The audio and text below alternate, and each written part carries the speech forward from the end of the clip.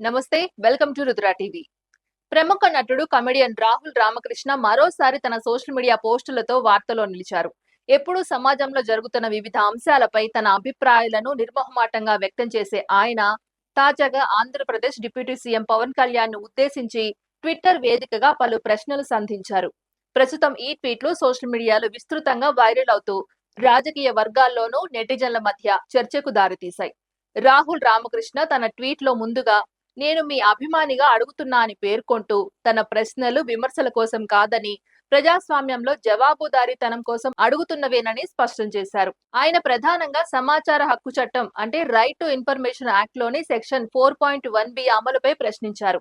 ఈ నిబంధన ప్రకారం ప్రభుత్వ శాఖలు ప్రజలకు అవసరమైన అనేక కీలక సమాచారాన్ని స్వచ్ఛందంగా బహిర్గతం చేయాల్సి ఉంటుంది. ఈ నేపథ్యంలో మీరు నిర్వహించే శాఖల్లోని ప్రతి విభాగంలో ఈ నిబంధనను పూర్తిగా అమలు చేశారా సార్ అని ఆయన ప్రశ్నించారు. అంతేకాకుండా షెడ్యూల్డ్ ప్రాంతాల్లో గిరిజనుల హక్కులకు సంబంధించిన పిఈఎస్ఏ చట్టం అమలు పరిస్థితి, అలాగే భూముల రక్షణకు సంబంధించిన 1/70 గ్రామ సభ చట్టం అమల్లో సాధించిన ఫలితాలను కూడా ప్రజలకు తెలియజేయాలని కోరారు.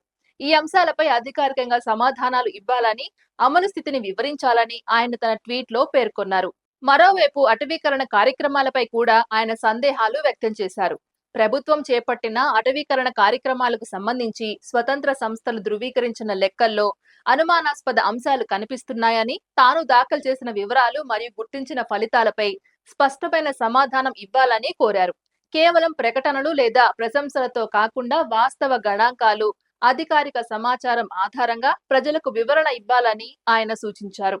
తన ట్వీట్ చివర్లో నేను మీ అభిమానిగా అడుగుతున్నా, ప్రజాస్వామ్యంలో ప్రశ్నలకు నిరంతరం సమాధానం చెప్పాలి. ప్రశ్నించినందుకు నేను దేశద్రోహిని కాదు, జై తెలంగాణ అని పేర్కొనడం మరింత చర్చనీయాంశంగా మారింది. ఈ వ్యాఖ్యలతో సోషల్ మీడియాలో భిన్నాభిప్రాయాలు వ్యక్తమవుతున్నాయి. కొందరు ప్రజాప్రతినిధులను ప్రశ్నించడం ప్రతి పౌరుడి హక్కు అని రాహుల్ రామకృష్ణకు మద్దతు తెలుపుతుండగా, మరికొందరు ఆయన వ్యాఖ్యలను విమర్శిస్తున్నారు. మరోవైపు ఇప్పటి వరకు ఈ ట్వీట్ పై పవన్ కళ్యాణ్ లేదా సంబంధిత శాఖల అధికారిక స్పందన వెలువడలేదు.